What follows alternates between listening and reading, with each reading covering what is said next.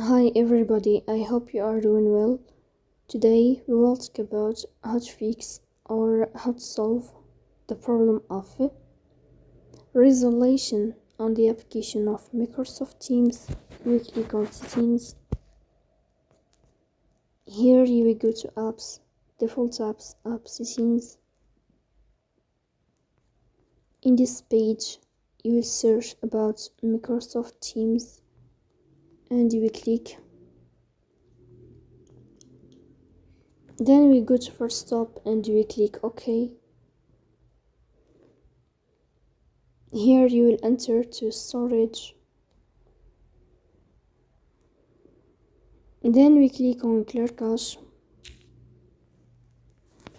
In the end you will turn off your phone and you will wait a moment to restart your phone again to fix that problem.